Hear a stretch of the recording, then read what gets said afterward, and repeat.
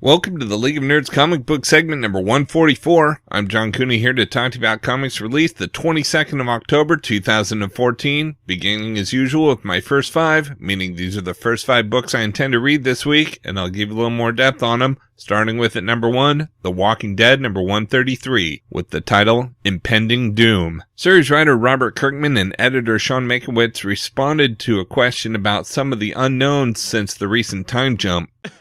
Well, I'm curious because since that time jump, we still have not seen the Kingdom or the Sanctuary. I mean, Now you're just being rude. Now there's a lot left yet to reveal. A lot of characters out there that haven't been seen. Yes, Michonne. Definitely Michonne being one of them. Where is she? What's going on with her? You tell me. I'm not gonna. Okay. I'm not gonna. All right. You'll have to wait till issue 150. All right, it was originally supposed to be 6 issues, but we're past that. Was it supposed to be 6 issues at one point? point? You're like, it's going to be 6 issues, and then... Oh, yeah, I decided against that. At number 2, we've got Amazing Spider-Man number 8, Step Over the Edge of Spider-Verse. MC2 Spider-Girl finds herself and her family under attack from the mysterious forces beyond Spider-Verse. Ms. Marvel gets Spider-Man out of a jam. Spider-Girl was discussed during the New York Comic-Con Spider-Verse panel. Senior editor Nick Lowe said, quote, she's a very big part of Spider-Verse. Writer Dan Slott said sarcastically, quote, she had a wonderful final story that gave her a happily ever after and everything was so great, and then conspicuously trailed off, giving the implication that the character is not safe. Artist Humberto Ramos added, quote, I think I'm getting really good at killing people. Did I say something I shouldn't? And editor Nick Lowe concluded, quote, it's one of the most heart-wrenching, gut-wrenching stories you can read, close quote. At number 3, we've got Avengers and X-Men Axis number 3 of 9. Act 1, The Red Supremacy. With the heroes lost, the world's fate lies in the hands of the vilest syndicate known to man. Scarlet Witch is forced to join Dr. Doom, the man who unleashed her powers to cause M-Day, or she will watch those she loves most die. The return of one of Marvel Universe's greatest villains. An Avenger quits, a heart is broken, and the world as we know it is gone. Series writer Rick Remender shared these thoughts on the Scarlet Witch. Quote, Wanda has a number of large revelations in Access, and she's a character who, because of her power set and what she's capable of, is turned into a prize to be sought by numerous evil beings throughout her history. As we saw in Uncanny Avengers, the Red Skull wants to use Wanda and her reality-warping abilities to accomplish something, and now that he has also transcended the physical form and become something different, he has the power to make that happen. Wanda will have had enough, and that is when she finally will have the opportunity to stand up and look at the people who have most recently manipulated her and taken advantage of her, and she will set out on a course to acquire sweet revenge. That list would probably include Dr. Doom and Magneto starting off on the top, so we'll definitely have some big moments for Wanda in this, and a large revelation that will change her life quite a bit moving forward. Close quote. At number 4, we've got Superman 35. The hit Superman run by Jeff Johns and John Romita Jr. continues with the Men of Tomorrow, Chapter 4. Superman and Ulysses are still dealing with the traumatic revelation of last issue, but the hunt for the machinist must continue before his would-be victims fall into his hands. But what happens when the two heroes learn the truth behind the machinist and the cost to stopping his mad plan? Series writer Jeff Johns explained one of his purposes for Ulysses, quote, well, one of the things that I really wanted to explore was what would happen if Clark had to help somebody else assimilate to Earth. How do you teach someone else, and ironically they're a human being, to come home after years and years? For Clark to take someone who is like himself, who has powers, and try to help them assimilate back into the world and have a human identity helps us re-examine what Clark's process is. That was the whole point of Ulysses' character, close quote. And at number 5, we've got Batman Eternal number 29. Hell is bursting out of Arkham Asylum, and the only being that can stop it is the Spectre, but first he must stop himself from razing all of Gotham City.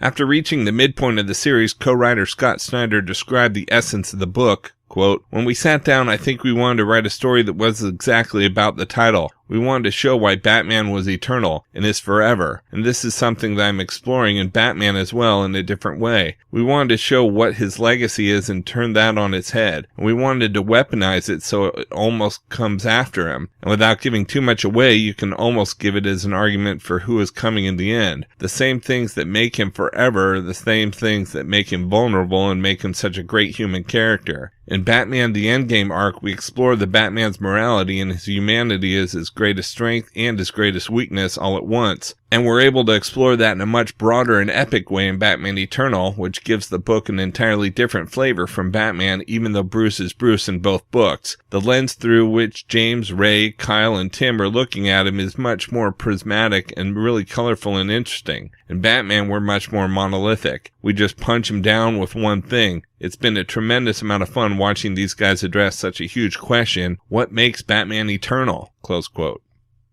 Rounding out the top 10 at number 6, we've got All New X-Factor number 15, Avengers and X-Men Axis tie-in, Washington is burning, will Serval Enterprises X-Factor put out the fire, or will they watch it burn? At number 7, we've got Arkham Manor number 1, when catastrophe strikes Arkham Asylum, where will Gotham house the world's most dangerous criminals, and when inmates are found murdered, what is Batman prepared to do in search of justice? Arkham's Madness comes home in Arkham Manor, a bold new series brought to you by the mad minds of Jerry Dugan and Sean Crystal. At number 8, we've got Axis Hobgoblin number 1 of 3, Avengers and X-Men Axis tie-in. Roderick Kingsley, the one and only original Hobgoblin, is back in the suit, for real this time we swear, and back in New York with a brand new mission. Robot Chicken writer Kevin Shinnick and fan favorite artist Javier Rodriguez team up to bring you a Hobgoblin book unlike any you've ever seen. At number 9, we've got Deathstroke number 1. The DCU's deadliest assassin stars in his own ongoing series by writer-artist Tony S. Daniel. See him as never before in this explosive new series, with one surprise after another as we see Slade Wilson in the fight of his life. And at number 10, we've got Cyclops number 6. Get ready as new series artist Javier Garrin makes his Marvel debut. Rescued, but by who? And is it really a rescue, or does this put Scott at greater risk than before? And what bounty are they hunting? Lots of shooting and things blowing up. For the best of the rest from DC, we've got Bodies number 4 of 8. A night in the pub winds up in two very sticky ends for Whiteman and Edmund, while in 2050, Maplewood and Bounce go up on the roof to wait for the big parade. In the present day, what should be a walk in the park for Shahara leads her straight to the morgue. Next, we've got Catwoman number 35. Meet Selena Kyle, crime boss of Gotham City. Spinning out of events in Batman Eternal, Selena has accepted the family mantle and embraced her true criminal side, but is Gotham City ready for her reign? And with the cat away, who's the stranger haunting the empty rooftops of the city? Don't miss the start of a bold new direction for Selena Kyle by the new creative team of novelist Genevieve Valentine and Gary Brown.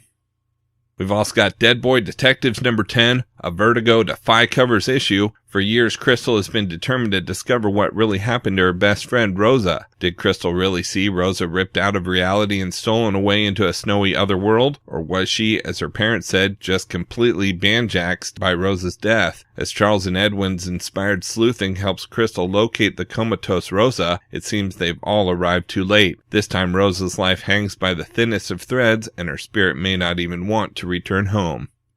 Next, we have Multiversity The Just number 1. The next chapter of the greatest adventure in DC's history is here. When they last collaborated, Grant Morrison joined artist Ben Oliver for the acclaimed Action Comics number 0. For their next team-up, the two superstars take a spin around the self-obsessed Earth-16, aka Earth-Me. With all the world's threats having been handled long ago by their parents, the next generation of supers, including Chris Kent, Damian Wayne, Alexis Luthor, Offspring, Megamorpho, Donna Troy, and more, find themselves labeled as superstars more often than superheroes. But with that fame comes complacency, and when a massive threat unlike anything they've ever seen surfaces, this pampered crew find themselves in way over their head. What secret is Damian keeping from Chris that could tear the world's finest friends apart? Who is the mysterious killer lurking behind the scenes among these spoiled super children? And what chance do they stand against the monstrous villain that's murdering its way across the multiverse? All that and more in this exciting standalone issue, which also acts as Chapter 3 of the Multiversity saga. Join us if you dare for the Multiversity.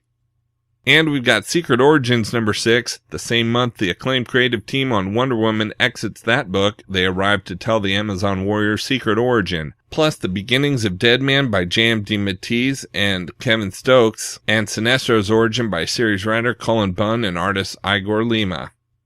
From Marvel Comics, we've got Amazing X-Men number 12. This is it, the conclusion to World War Wendigo. Will the combined forces of the X-Men and Alpha Flight be enough to save an entire nation from this deadly cannibalistic plague? And how do the great beasts fit into the mayhem that surrounds Canada?